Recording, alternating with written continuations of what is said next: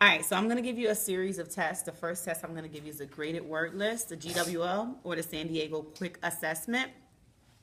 So here are some few words I would like you to read out loud. Try to read all of them, even if you're not sure what some of the words are. Let's begin reading the words on the list. I'm going to give you the list, and you're going to start at PP. You may begin.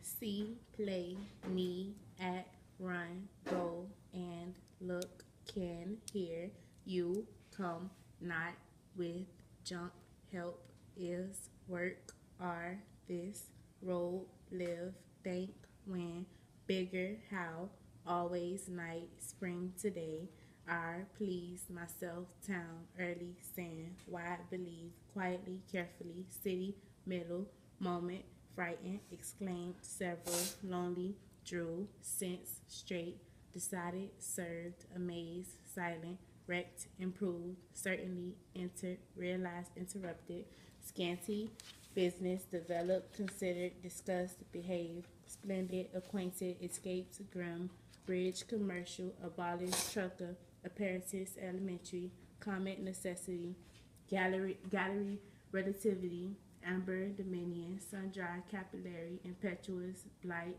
rest, enumerate, daunted, condescended, capacious, limitation, pretext, intrigue, delusion, immaculate, assent, accred, binocular, embankment, conscientious, isolation, molecule, ritual, momentous, vulnerable, kinship, conservatism, jaunty, and inventive. Wow, very good. So, what we're going to do now is I have a couple of phrases for you to read, or passages rather. So, the first passage, what I want you to do is you're going to read the passage out loud. If you have a hard word, try to read it as best as you can and continue reading. It's important to remember what you read so that you can answer some questions about the passage when you are through.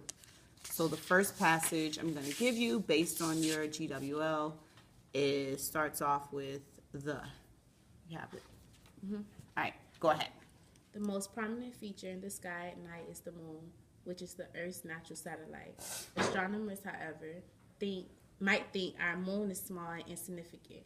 They would be likely to feel our moon is small because the moons of other planets are so much larger. People began to study lunar geography when the telescope was invented. One of the earliest of these astronomers was Galileo, who began looking at the moon in 1609.